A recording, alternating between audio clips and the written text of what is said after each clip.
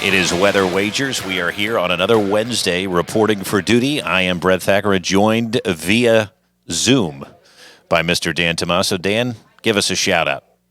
Hey there, guys. Definitely glad to be back for a second week. I'm still riding the high here of our Tim Brando interview. It's not every day we get to talk to one of the biggest voices in college football. Mr. Shiner and I were just talking about this yesterday. I mean, with NFL starting, first 8 teams already reporting to training camp, the Eagles not too far behind. It's football season in the middle of a very fun baseball season. It is, and we've missed you and we've missed your hot takes. So that's what today's episode is going to be all about. It's going to be reviewing Dan's hot takes, and hot takes can get boring after a while, and it's probably an overused expression.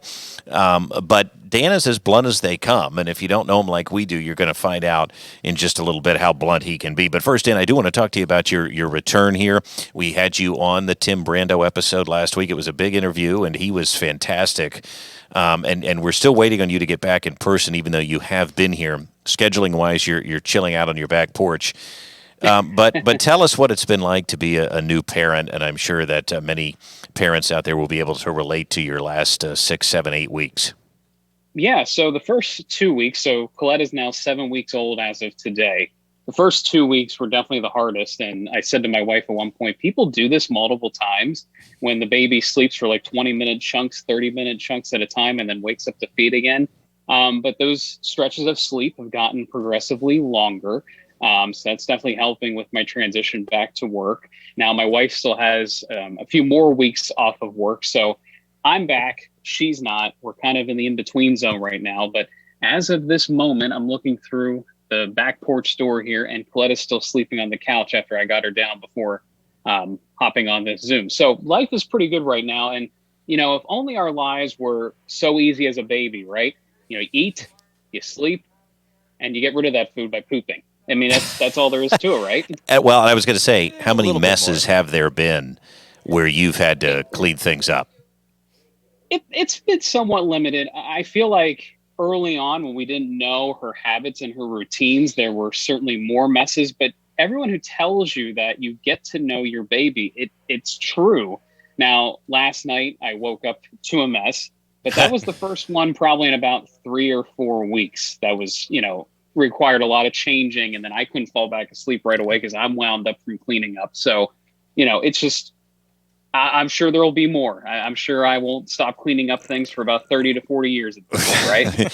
Yes, many messes from kids. As long as you didn't wake up and it wasn't your mess, you're good. It was not my mess, not yet. I mean, I may get to that point, but we'll see. Yeah, sometimes we feel like making a mess when our sports teams aren't doing well, which we'll get into. But what would you say has been the biggest challenge in adapting to fatherhood? Well, I think, first of all, trying to get back into the professional world after being away for 6 weeks has been a challenge for sure. I missed 6 weeks of emails and things going on at the station, 6 weeks of podcasting. But maybe the biggest reward is just having more time to think and to actually watch and enjoy sports. I mean, we keep saying this, but the Phillies' role since June 2nd, so her third day on this earth, has been pretty darn impressive, and we've watched every game together that we can. I watch them with my kids too, and especially my son loves them. So we're going to get into that. But while you were gone, we should tell everybody, and we couldn't do it without them, all of you that do listen and watch us on the YouTube feed and all of that, that thanks to your efforts, Daniel, as well, this podcast is now an award-winning podcast. We won the 2022 Best Podcast Award for the Keystone Media Awards. So just giving you a shout out for that too, for all of your hard work when we kind of came up with this concept. And we've been doing this. We're almost through one season, and season 2 will kick off here in a few weeks. Yeah, I mean, listen, I've always said you and I should start talking about sports. This goes back to when we first started working together because we had a similar interest in the Eagles, the Phillies, Penn State. And, this fan base, whether it is Penn State, the Eagles, or the Phillies, they thrive on sports talk. And the fact that we can bring weather into it and also be knowledgeable about each individual team, I think really does make us stand out. And listen, Penn State got very lucky last year in terms of weather. The Phillies are getting pretty lucky so far this year in terms of weather, even the Eagles too. We know that's not always the case. And there will be major weeks ahead where we're making a significant call for a game, and it matters. Well, right. And, we've said this too. You and I are coming at this from a fan perspective. We are fans. We're not journalists. We're not covering these teams day in and day out, but we're coming at this from a fan perspective. And the one thing that we do know is the weather, and that adds certainly a lot of value, especially when you get into football season. You heard what Brad Powers said. Again, another big interview we were able to get from Vegas, that weather has an impact on betting lines week to week, especially the wind. Well, you and I know that, and we've seen it not only from our dalliances in that world, but also from watching so many of these games. So I think that matters. And then, secondly, we talk a lot privately about this stuff. Why not make some content, put it out there? And clearly, you all that listen every week have responded to it. So that's what's been fun for us. And it's been fun to talk to a lot of these people that we know through our TVs and through our podcasts that we listen to, that they've agreed to come on this show and chat with us. Indeed. No, and I've had a lot of fun with this, and, getting to meet some of my boyhood heroes, whether it's Ray Dittinger, Matt Gelb, Zach Berman, just to name a few, Audrey Snyder from The Athletic. I mean, people that I read. I just read Matt Gelb this morning, just trying to get the latest of what's going on with the Phillies. And, when a team's winning too, you want to absorb as much information as you can. And we're just in a very good cycle. Well, that was my other point. It also probably didn't hurt, and we didn't know this last July when we were kind of conceptualizing this and then launching it in August, but the Phillies went to the World Series, the Eagles went to the Super Bowl, Penn State went to the Rose Bowl. That is a trifecta of good things that happened to our particular teams. And, I mean, what timing was that? We are good forecasters. I'm not sure we forecasted that, though, for all of those teams. So that certainly helped. Well, I'll say this much. I did not expect Penn State to be a 2-loss team. I did not expect the Phillies to. I thought they'd be on somewhat of a roll, but firing Joe Girardi in the middle of the season, going with Rob Thompson, which has now led into this year, it's been a weird cycle, but a very fun one. The Eagles, I think, were the most straightforward one. I knew they were going to be good from the start, and they did not disappoint me.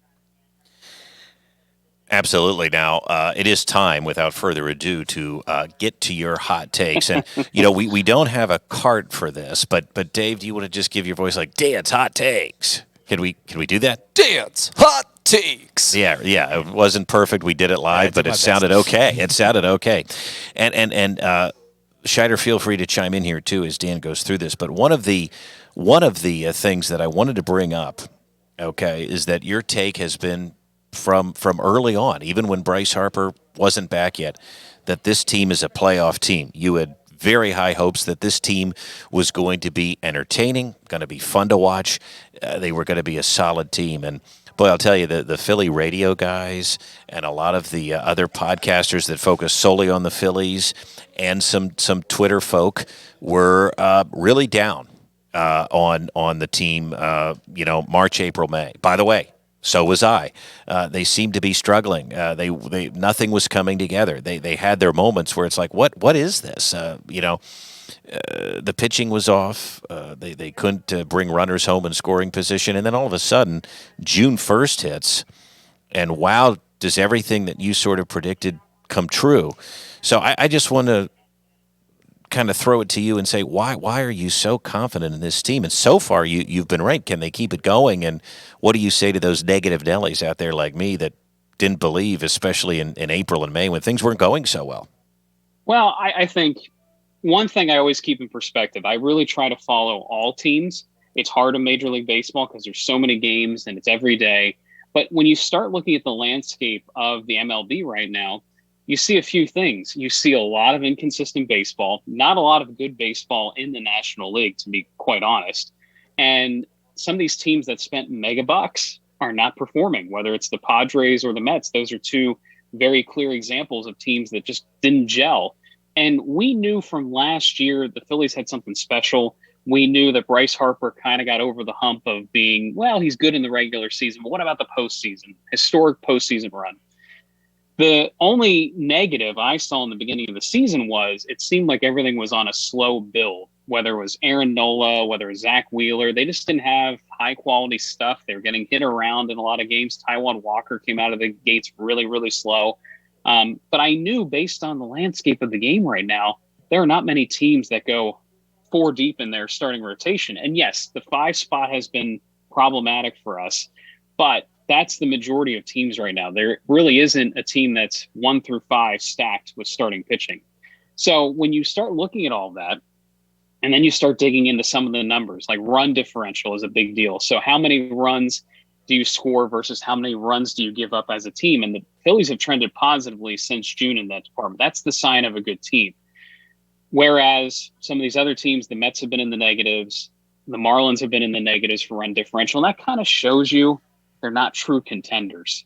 The Marlins, I do think, are a problem. The Marlins have a lot of young starting pitching, a lot of young relief pitching. Think back to the Astros World Series. But pitching always beats good hitting. And I just want to point out, guess who just passed the Marlins in the division?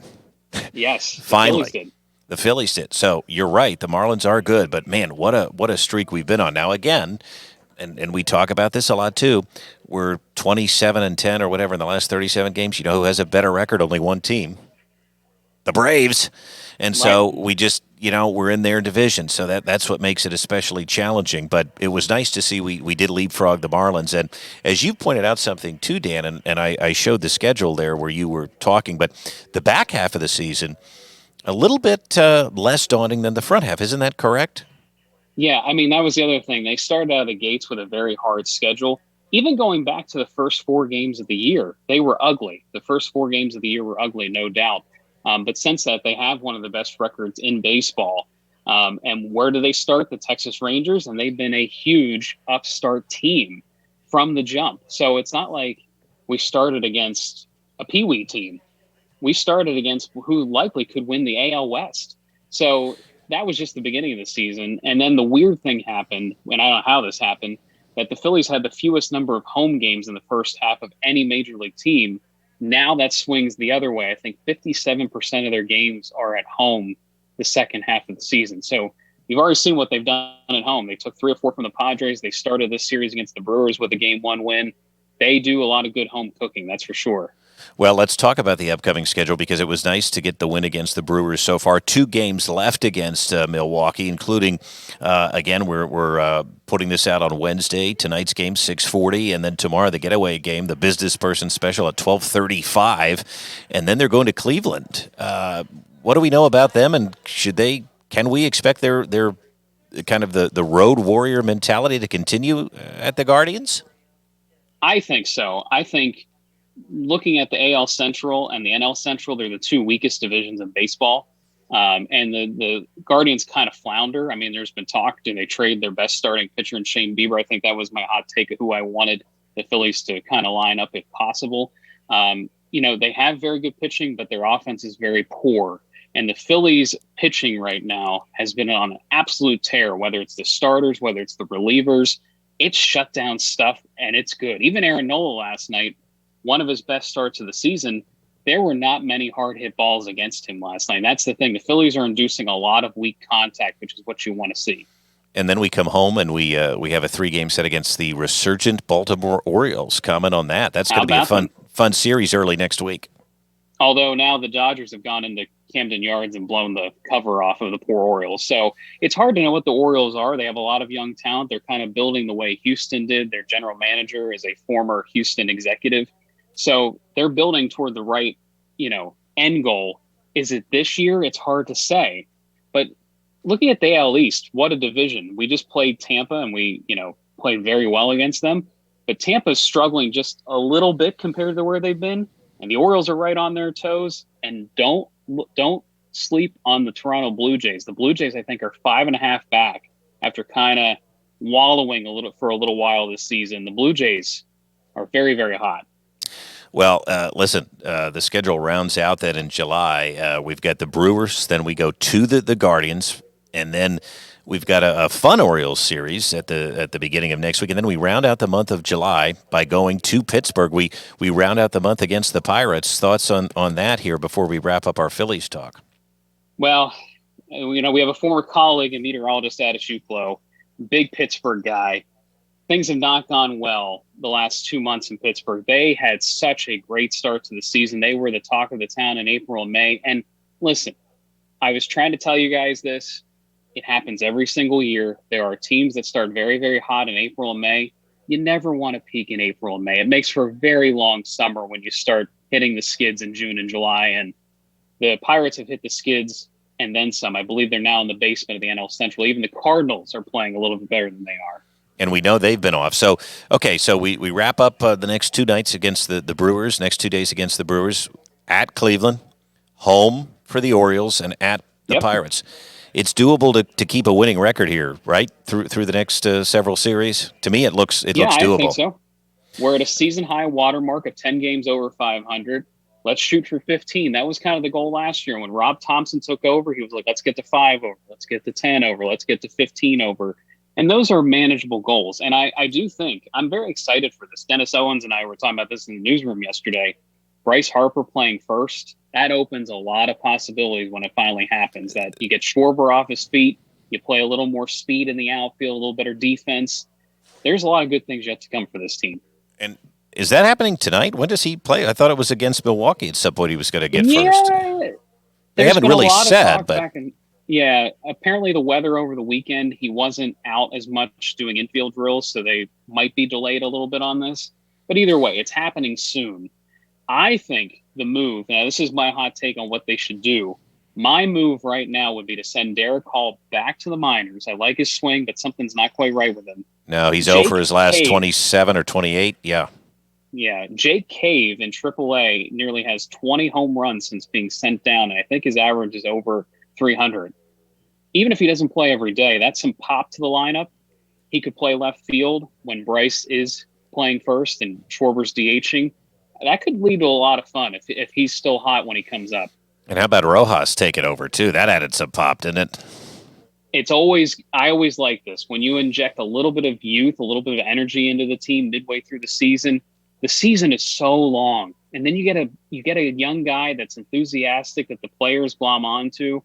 Apparently he's very likable. Yes. I think that also, brings good vibes to the team.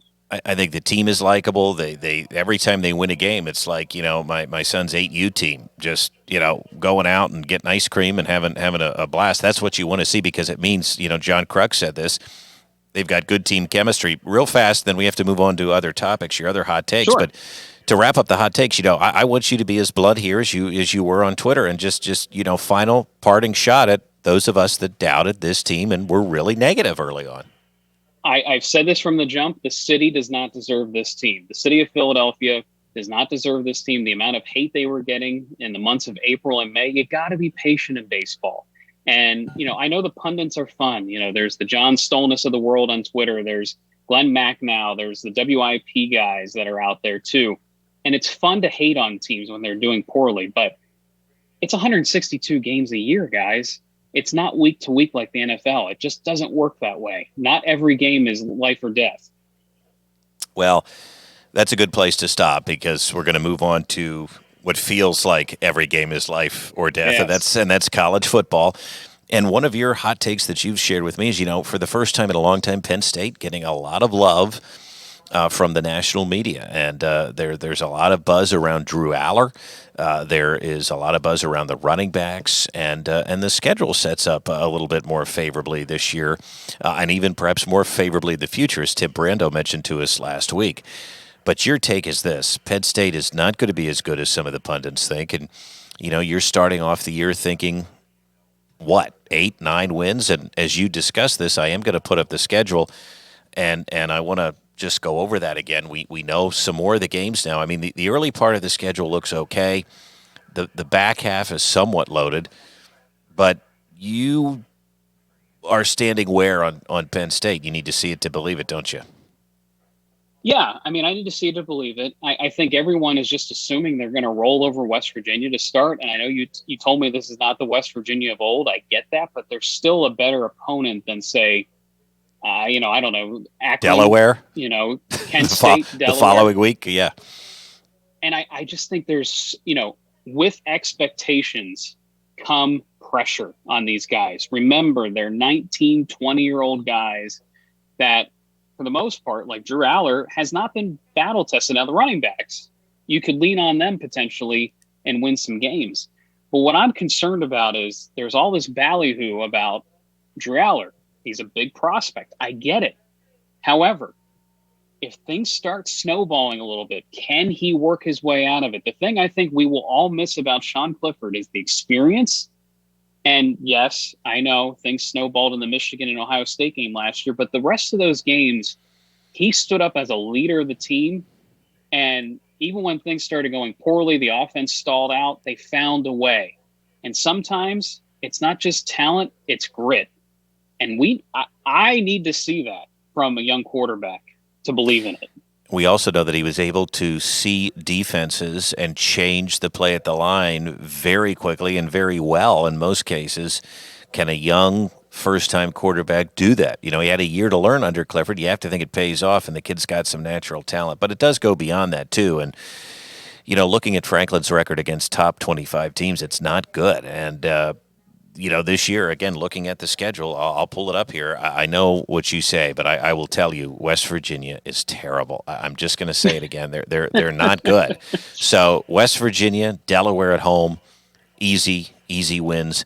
The one I'm worried about, and you heard Brando mention Illinois too, as he was talking up the Big Ten. At Illinois has me concerned, and that is a big noon kick. Sleepy Champaign, Illinois on a September Saturday. They better be ready for that. Then, of course, Iowa comes to town. They're going to have a new-look offense, even though it's still Kirk Ferentz's son. They've got a new quarterback from Michigan. I mean, that game, I know it's at home. I know it's the whiteout. Be careful. At Northwestern. You mentioned Iowa, and I get indigestion immediately. Exactly. We still have PTSD from all of the Paterno years and those games. At Northwestern, easy. UMass, easy. I mean, those UMass is terrible. Northwestern's a disarray. And then, you know, we have to go to Columbus. And then we get Michigan at home, which is a big noon. And then, you know, at Michigan State, who also seems to be in disarray. And Brando brought up the Mel Tucker issues there. But, I mean, there are a couple of tricky games beyond the Ohio States and Michigans of the world, right? Yeah, and so let's go back to 2019 for a second. You know, Sean Clifford rolling through the season, hits Minnesota, at Minnesota. Pretty good team. Mostly average in the past. Yeah. And it did not go well. I am expecting a game like that this year for Drew Aller. I know the traditional losses are always Ohio State and Michigan, but whether it's Iowa, whether it's this Illinois game you mentioned, there is going to be a trap. And if he can get through the trap, we have something. It is going to be fascinating to see. So let's hold our breath, and you know we're going to be talking to the one, the only Phil Steele next week. A little bit of a tease there. And Phil says in his magazine that Penn State is a bona fide Big Ten and national title contender. So we're going to put him on the spot next week. He is going to be on this podcast. That's going to be fun, isn't it? I think so. I want to know his opinion. Is this the same Ohio State program we've been used to? That's one question I want to have answered, because Ohio State, Ryan Day could be on the hot seat. They do not stand losing to Michigan. It's in Kirk Herbstreit's book. I remember reading about it. I remember, you know, what Tim Brando said about it. This is a big season for the Buckeyes, and things could really turn. And maybe this is what the Big Ten needs, because let's face it, the Big Ten's been pretty stale. It's Ohio State, it's Michigan, and occasionally Penn State nips at one of them. But I just want to see a changing of the guard. I want to see Penn State make that next step. I do think Michigan is the hardest game on the schedule. I don't know if you agree with me on that, but the physicality part of it, can Penn State stack up? And I still don't know if they have the roster to do it. Well, we've been very close to Ohio State the last several years. It's always a close game. The team that has blown us out at times has been Michigan. So I think that you're right about that. I want to hear the same thing, what he has to say about Alabama, because is this the same Alabama that we've known? They're without a quarterback, and, you know, there's some doubt about Nick Saban. We know Georgia's good.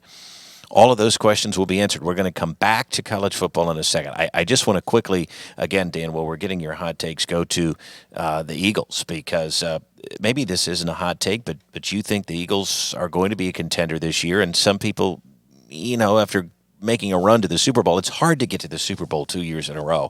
So, hot take or not, why do you think they can do it? I'm showing the schedule now. Dave and I did a podcast about this schedule, and we picked out some important points on here, some games and some stretches that may be tough, including in October, going to Los Angeles and then to New York Jets, and then taking on the Dolphins. And then there's a stretch from late November where you go to the Chiefs, and then they come home and play the Bills, and then the 49ers, and then have to go to Dallas and to Seattle in back-to-back weeks.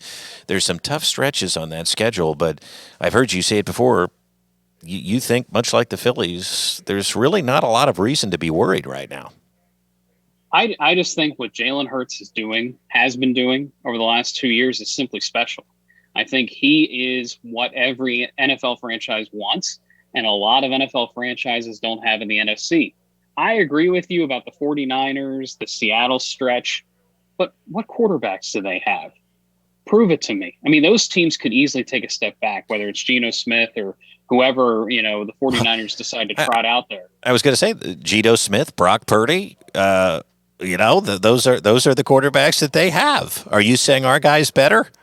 Wink, wink. 100%, yes. Okay. And I think the division's weak. I think Dallas is a stretch again this year to be a contender. I just don't know. Their roster management is just abysmal. Well, the Giants, hold on a second.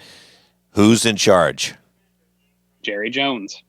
So, I mean, I agree with everything you're saying, and that's why I don't know if it's a hot take or not, but I listed it here because I guess it just feels weird, guys, as Eagles fans, to be this confident, loosely confident. Well, again, when have we had the lineup of one of the best tight ends in football, one of the best wide receiver cores in football, a very strong defense, and franchise quarterback all at the same time? I mean, they have every individual piece that you need, except for maybe linebacker, maybe a safety. I mean, when you have that small of holes on your roster, anything short of a Super Bowl appearance really is kind of a disappointment. You're setting expectations high, and that is going to be fun coming up. So, all right, now this is something that you and I talk about. We're going to get into this in just a few weeks. As I said, season 2 of Weather Wagers launches August 23rd. That's when we're going to get into the lines, the forecast for all of these games every week, and we're going to make our picks. Side wagers return. The pie in the face wager returns, or maybe we do something different. We'll have to discuss that this year. But Dan, some week 1 lines are out. Dave Shiner and I did a podcast too where we kind of gave our just initial thoughts, and so I want your hot takes on these lines. I'm going to read them to you in case you can't fully see them where you are. And I just want to kind of go, rapid fire here to get your thought on some of these lines. So week 0, week 1 lines are out. Let's go Navy, Notre Dame. Remember, this is in Ireland, and that line is out. Notre Dame is a 20-point favorite over Navy. Now, Notre Dame had some impressive games last year. They also had some duds. Navy is nothing special, and now Ken Niumatalolo has moved on. So can Notre Dame cover an almost 3-touchdown spread here? No, I would not touch that. And the reason being is what a tough first game for anybody, whether you're Notre Dame, maybe even Alabama, an SEC team. I mean, Navy is a pain to prepare for. Yes, you have all off season, but it's unlike any other team you're going to face on the schedule. And to me, in a neutral site, anything could go wrong. You're over in Dublin. I mean, can the coaching staff of Notre Dame keep these kids focused while they're away for game 1? I mean, we've seen some pretty ugly game 1 upsets in the past. This one could get close to an upset. I don't think Notre Dame loses, but I think it's going to be a good game through 4 quarters. Keep in mind, though, they do have a quarterback now. I mean, that could make a difference with the transfer coming in from Wake Forest. So, but changeover at offensive coordinator, that is no joke season to season. And, I think as Penn State fans, we realize that more than many right now because we've been there, haven't we, Shiner? So yeah. I forget what we said about this. I would probably I think Navy's terrible. I would probably lay the points, but Dan has convinced me to maybe stay away from that one. I think that's a stinker right there. All right, how about this one? Florida at Utah. Very interesting game. We know what happened last year in the swamp, but Utah ended up being the better team, and we ended up playing that team in the Rose Bowl. They now Florida has to go out to Rice-Eccles Stadium. August 31st, got to be hot. Utah 9 points, and the over/under 48.5. Dan, I have a feeling I know what you're going to say, but shock me. SEC talent against Pac-12 talent. I don't know how this is a 9-point favor in Utah's direction. I think it's going to shrink with time. I really, Cam you're Rising's an idiot back for Utah. You are an idiot. You're an idiot, Dan, because Florida has no talent. I don't know about that. That's a hot take. I don't know. That is, well, yeah, I shouldn't call you an idiot because that's what I wanted. I wanted you to have a hot take. But you did shock me. I thought you were going to say we played Utah. They're always tough. They're always the more physical team. They are tough. They are tough. I will say that, but I just think, it's everyone's argument. The SEC talent is just better than most, and it's hard to argue with sometimes. Truly. But Dan, their season win total right now is sitting at 5.5. Now we're going to have preview episodes about all this too, but where are these wins going to come from? One of them is not going to. They have to go on the road to Utah. I'm sorry, but I think you're out to lunch here. I mean, the Florida does not have the talent that they once had. There are people that are that are. I mean, this is how intense it is. I mean, you're no doubt you're right about this. This is the SEC. It's a different breed. There are people that want Napier gone because he wasn't recruiting well. Forget about what happened on the field. Why do you think they're going to go out to an established program like Utah and just roll over them? Because, again, if they had the talent that you suggest they have, I might lean into that. But just keep in mind how bare the cupboard is.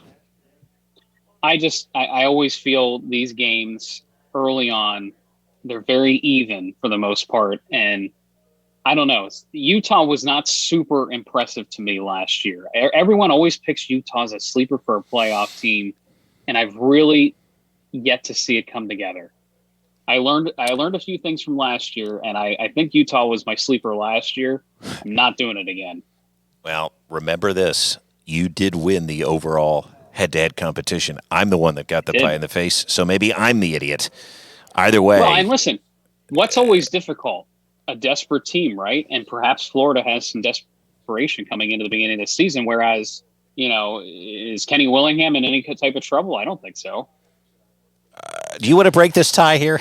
Well, I just think USC has a little something to say about that, seeing as they got run twice against them. So, and who had the better talent? There, I would say USC, although maybe not defensively. So, I just don't sleep on Utah. I think they're going to put up a good fight at any game, but Thank you. SEC talent is SEC talent. But this is why we love Dan, because he just fires these things that, to me, are coming out of left field. And you watch somehow, some way, he's going to end up. If you're not right, this game could be closer than the 9 points, which is interesting. So that's a little peek ahead at maybe what Dan is thinking there. Okay, Dan, here's a fun game. It's Big Noon on Fox, September 2nd, Week 1, Colorado at TCU. It's Coach Prime's coming out party. But again, where's the recruiting been for him? He kicked half the people out of his locker room, and I'm not sure he's replaced them. TCU's a 20-point favorite here. Quick reaction to that. They blow the doors off of them. It's not even going to be close. I think Colorado is a building project. I think eventually it could be a cool story, but this year's not the year. You mentioned Prime running everybody out the door and not really replacing them. I'm not sure what's going on there. I think it was probably the wrong mentality that say he's bringing his Louis and everybody else get out of the way. I think you got to ingratiate yourself a little bit better than that. No argument here, and I mean, if Colorado is able to keep it close, I would consider that to be a moral victory because, I would agree. Lay the 20 and see how we go. Now we'll have our official picks, of course, as we come up to these. But your quick reaction there is in line with mine.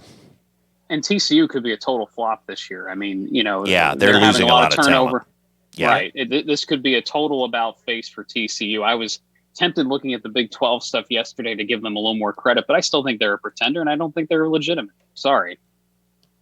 Well, now, hold on a second. Now, see, you always end the conversation, and then I have to comment. I agree to a point, but you don't think they're at least going to make some noise in the Big 12? Possibly, but I think this is Texas's year. A little preview of some of my thinking. Uh-oh. If this is not the year for Texas, they might as well close up shop. Well, it's not going to get any easier for him here in the next couple of years, right? You're right. So No. with that Big 12 schedule, I would agree because it's going to get harder. Okay, next three. UTSA, the Roadrunners, they move into the American Conference. They move up a conference. They're going to take on Houston at Houston. This is a fun matchup. 7 p.m. September 2nd, FS1. It's a pick'em game right now. It's a pick'em game. Dana Holgerson trying to make some noise at Houston. They're taking on an in-state rival. Fun game for college football diehards. Quick reaction to that. Yeah, I did see this one too. It should be a shootout. I see over-under set at 61 currently, so that's going to be a ton of fun. Not a lot of defense. That's what I'm thinking. Yeah, Dana Holgerson. I'm not sure if this could be a make or break here because Houston lost some important games last year. If I remember, they went on a bad streak. Yes, games they shouldn't have lost. They were favored. UTSA is kind of another one of these hot shot startup teams that not a whole lot of people know anything about, and we followed them last year. We picked them in several different games, so I wouldn't be surprised if UTSA messes with the Cougars here. Yeah, Jeff Traylor's team coming out strong. That's going to be a fun one to watch. It's a pick'em game. I mean, I'm actually salivating over thinking about watching that game. That's going to be on against the ABC primetime game, North Carolina.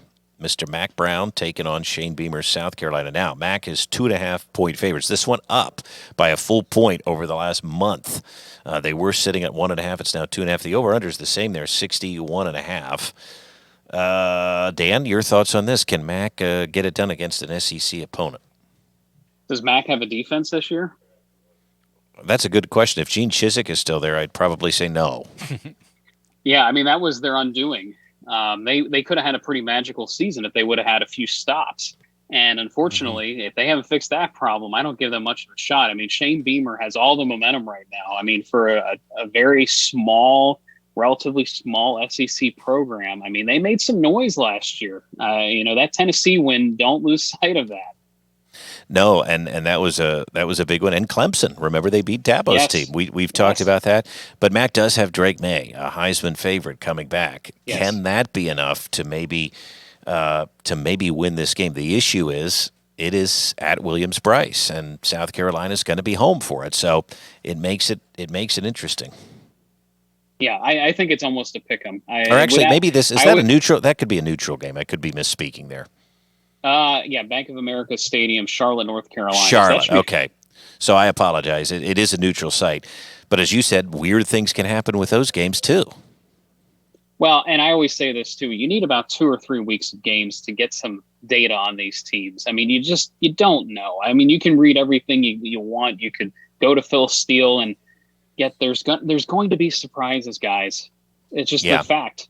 And that's actually a question we should ask Phil Steele too. Is Phil, you crunch all these numbers, and yet do we really know? Do you think you really know what's going to happen? And I'd love to hear his answer. Okay, final one. Well, especially now with the transfer portal. How do you keep track of all the ins and outs and where these kids are and what the rosters are like? It's a nightmare. It is. What do you think of the West Virginia at Penn State game? That's where we'll leave it for the opening week lines. Penn State is a 20-point favorite. The over-under is 53. I'd be tempted to actually take the under there with Penn State's defense, and assuming that they can win by 2 touchdowns. Laying 20 points is a lot for Penn State, even against what I think is a terrible West Virginia team. But I kind of like the under if they could keep West Virginia to 7-10 points and they're able to score, 30? There's 40 points. I mean, that kind of seems like a good take to me at this point early on. What do you say? The unfortunate part for me is I picture Penn State games of old where there's a lot of sputtering offense. Now, I think the difference could be the running game. I mentioned that already. I think if you parlay off the running game early in the season, take the pressure off of Drew Aller, I think that could be huge. But I don't see this passing game being at the level it needs to be, especially early on. Wide receiver core is still the weakness of the team, in my opinion. Is the offensive line, are they as legit as possible? In this era of James Franklin where the line always disappoints, is this the best one we finally have? I got to see it, guys. I think it's going to be close. I wouldn't be surprised if Penn State kind of edges out a 10, 13-point victory. Well, it's going to be fun to watch, and you came on back. Sorry, I made it like first take there for a bit. I didn't mean to name call, but I was just good to have stunned. this banter though back. It's good to have it back, and this is what we do. This is what we do with the Weather Center, so we might as well do it over Zoom. But that Florida pick over Utah, or at least to keep it tight, that is something else. We're gonna talk more about that over the weeks to come. So, Dan, as always, thank you so much. Another successful week in the books. You can contact us, weatherwagers@gmail.com. You can find us on Facebook, Twitter, Instagram. There we are. And, of course, we are available everywhere that the podcasts are. And Dan, one more time here before we go, thanks to Mr. Shiner, as always, for being here. Mm-hmm. And remind everybody who our guest is next week. We have Mr. Phil Steele coming on the podcast. And if you are a college football fan, this is the guru. I mean, he might even be big. Is he bigger than the Bear? Everybody assumes the Bear is the guru of college football. I think Phil Steele's bigger. I think it's 1-1. Phil Steele's been around, and he's had that magazine being pumped out for years and years and years, so we can't wait. And you got a copy of that, right? I got a copy of it. I'm going to pour over it this weekend in preparation for our interview, and then away we go. So you don't want to miss next week's episode, that's for sure. Dan, thanks as always for your hot takes. We appreciate it. Dave, thank you. Mm-hmm. And as we head out here, reminder, next week Phil Steele is with us. You can check out all of our episodes on the ABC 27 News YouTube page and wherever you get your podcasts online as well. That's it for Weather Wagers. We'll see you next week.